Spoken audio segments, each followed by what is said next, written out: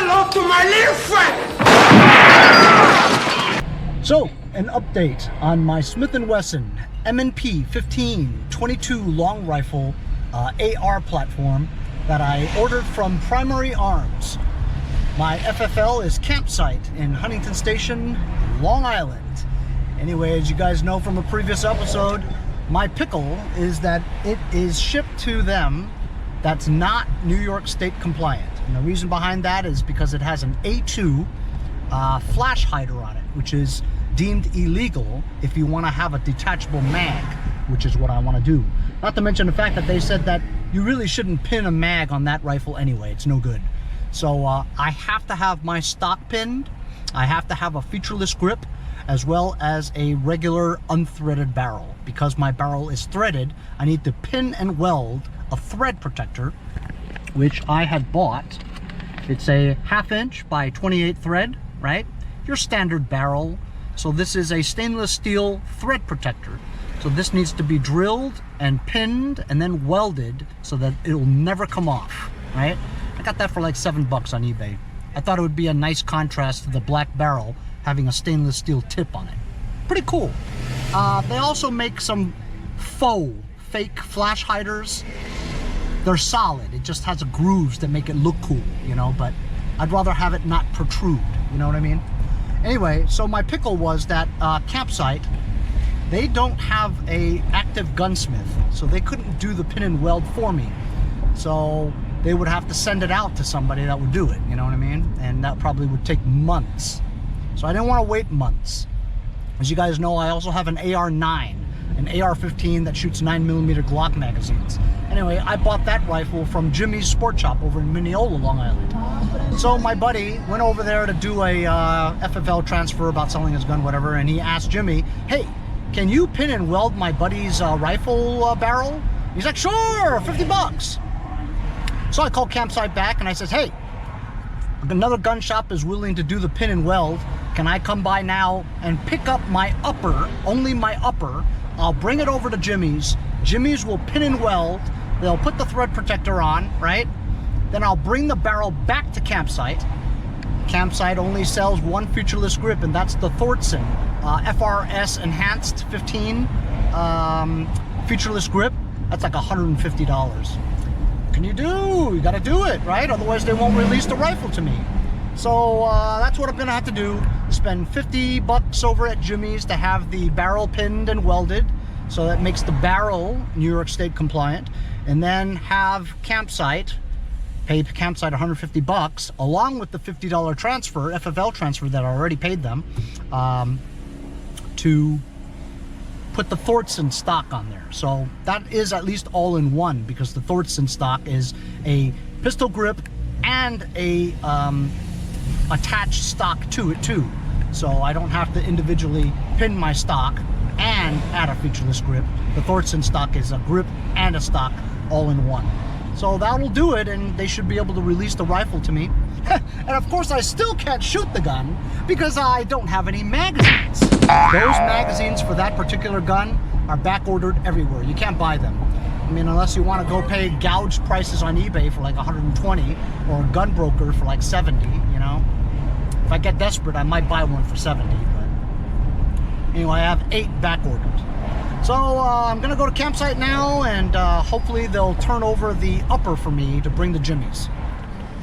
So I'm over here at Campsite Sport Shop. I'm in the side parking lot, and I just went inside, and they released the upper, the complete upper to me, so I can bring it over to Jimmy's and have the, this is what they call the A2 flash hider, okay? It cannot have these grids here that are clear. They make ones that are solid so that you can't see through them. That's just like fake, but this is designed to hide your flash a little bit. And that being that I want a detachable magazine, you can't have any evil features, which this is. So Jimmy's has to remove this and pin that stainless steel thing. So this is the 10-inch handguard M&P, and the bolt action is actually in there for the 22 long rifle. There's the charging handle, And this model, the 12722, that's the SKU for the Smith & Wesson model, actually comes with a green, green dot sight, which is very cool. I mean, this is probably like, I want to say like 50 to 80 bucks maybe if you bought this whatever, but it's from Smith & Wesson, which is very cool, you know. So I'm gonna bring this over to Jimmy's now, and hopefully he'll be able to weld and pin that thing on me. I can bring this back, pay for a featureless grip, and then they could release. Easy, gotta stop by. That's right, Field and Stream. Let's just see if we can find a little bit of ammo in here.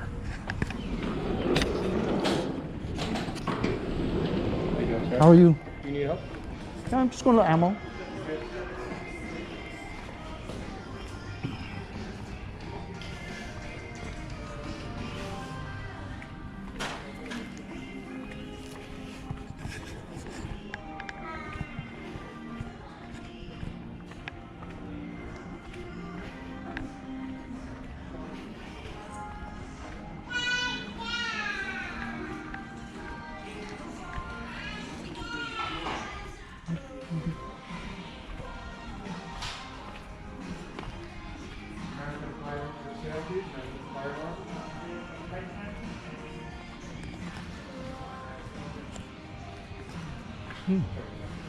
Ooh, that's some. You guys remember last time I was here? This entire shelf was full. Yeah, at least we still have some, you know what I mean?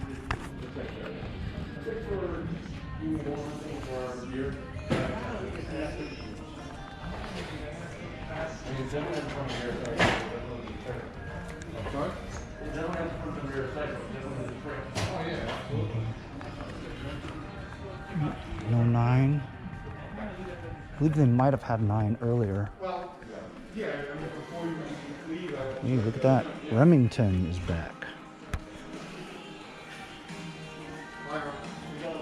Shotgun stuff.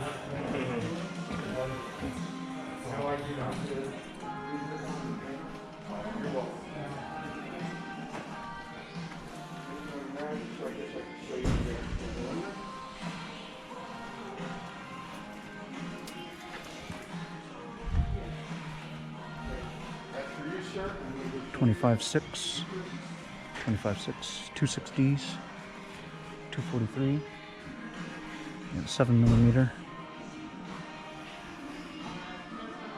28 Nosler, 300 Savage. That's it. That's all they have.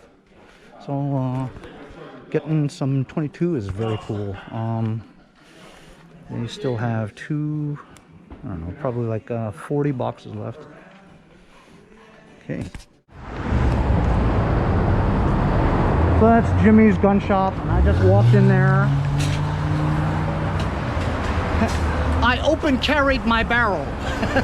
I open carry my my upper with the barrel. I gotta admit, open carrying that thing. If a cop was driving by right here and he saw me carrying just that thing, he would be like, yo, whoa, what's going on? Anyway, so dropped off the barrel, go to my mom's house to mow her lawn, and then I'll come back and hopefully that barrel will be nice and welded and pinned, and I'll bring it back to campsite again, and hopefully they'll install that Thordsen stock, and maybe if I have time, if they do it in time, I could take it home. I still don't have any mags. So it's the next day. Yesterday, after I picked up my finished pin and weld barrel from Jimmy's, I was driving home. There's so much traffic during rush hour that by the time I got to campsite, it was after 6 p.m. and they were closed already. So this morning now, I woke up. It's about 10 o'clock in the morning on the next day, and I'm over here in front of campsite, and I'm bringing them the finished pin and welded barrel for them so that they can now install the Thordsen grip on there, and hopefully after it's installed, I'll be able to take the gun home and look at it because I currently still do not have any mags for it. However, overnight something very interesting happened. I was looking up gunmagwarehouse.com, and out of the blue there was 3 mags available in stock, the ones that I need, for only $19.99 a piece plus $5 or $10 shipping, something like that. I was successfully able to buy them, and they'll ship them out in a couple of days, and I'll get it by the end of the week. Fantastic, right? In the meantime, I have the 8 other ones that are on order, right? There was one site that is called Big Country Sports, believe, right? And there's 5 in stock. There was 5 that I ordered from them, and they said that it should take 2 to 3 weeks. So that's less than a month that maybe I'll get them, right?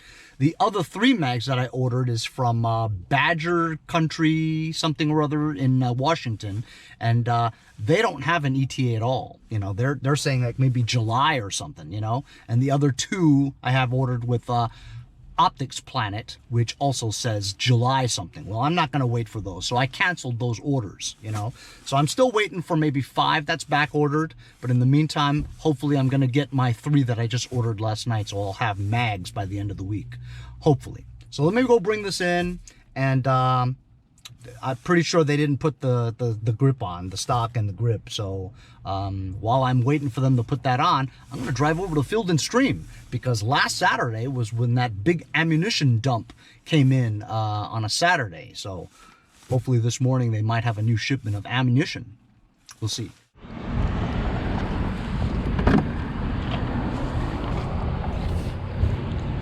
I took the thing off, so no big deal. Ooh! A Take 5. So there it is. There's the pin and welded new tip. It's good, huh? Now people were saying, hey, you know, you have a black rifle, why do you have a stainless steel thing? I don't know, it's some contrast. It makes it different. Everybody has a black rifle, you know? That makes it look better, in my opinion. Everybody has their own flavor, you know what I'm saying? I think it's cool.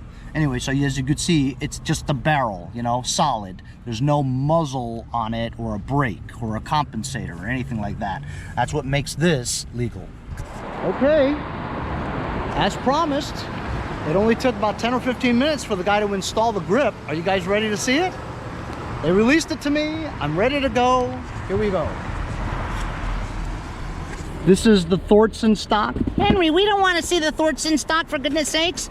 Actually, the price is decent because it's only $125, right? They sell it online for like $125, and you have to pay tax and shipping, you know? I did have to pay tax, of course, but, you know, that's a decent price for, you know, retail. Anyway, so here it is. Dun, dun. Oh, for God's sakes, Henry, hurry up. Okay. oh, the agony. There it is. Smith & Wesson M&P 15-22 AR platform with a now modified barrel, 16.5 inches. That's a 10-inch handguard.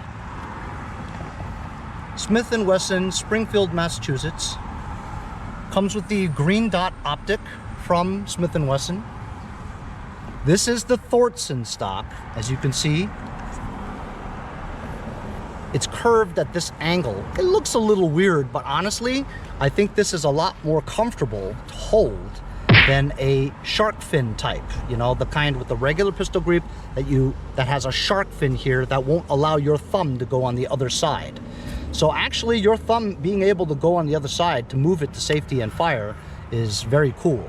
I thought about removing this and selling it on eBay and then putting my shark fin back on here again, but I have a feeling that I might keep this the way it is because of the comfort and feel of this type of grip to be able to do that, you know? It has a quick disconnect area where you can shove in a thing for your sling, you know, your 1-point sling. This handrail, the handguard is M-lock all around with a Picatinny on top. And I took this off, as you know. I'll fix it later. I might put a 3x magnifier scope in which I'll move it here and put the scope there, maybe. But like I said, I still can't fire this thing. It's got no mags, you know what I mean? So I'm glad that I finally got it. Okay, so to let you know what happened, so this is $500 from Primary Arms. I paid a $100 non-compliance fee. It's a fee because it's a hassle for them to help me out to try to figure out how to make it compliant. So that's a fee, which I understand. And then $100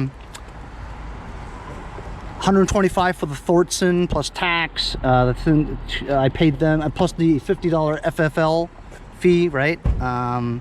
So total from campsite, I had to pay $286. So $286 added to the $500. This is a $786 rifle complete with the optics. So you know what? I mean, I paid like $14.99 for my first rifle. You know what I mean? So this is like half price, which I'm fine with. Anyway, off to Field and Stream, see if I can get any ammo.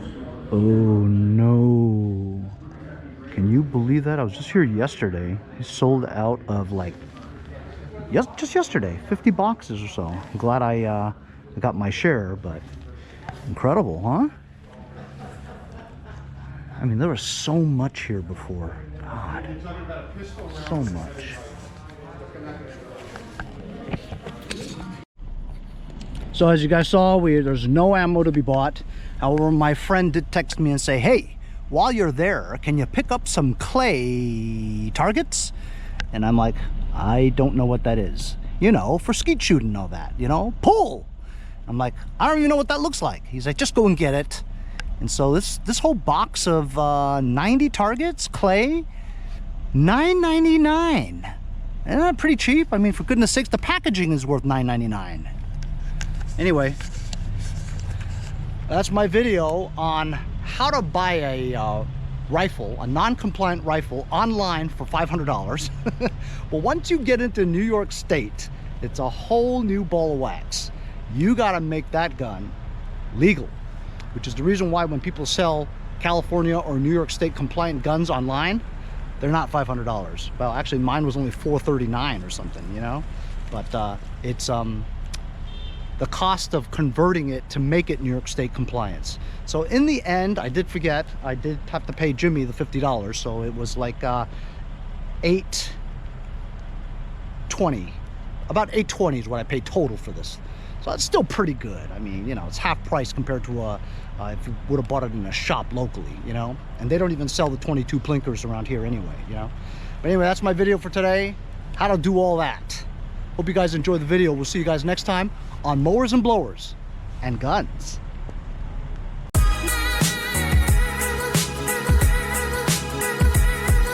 Hey, I'm Henry from Mowers and Blowers. As a YouTuber that deals with small engine equipment on a daily basis, I worry about the harmful effects of the 10% ethanol that's in your unleaded gas from your gas station.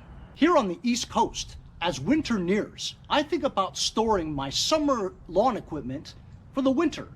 Ethanol absorbs moisture, and what it does is it could rust or corrode and clog up your jets in your carburetor. That's why I use Ethanol Safeguard with stabilizers from my friends over at Lucas Oil Products. Before you store your machines, a little bit of Lucas goes a long way. When you're ready to use your machines again,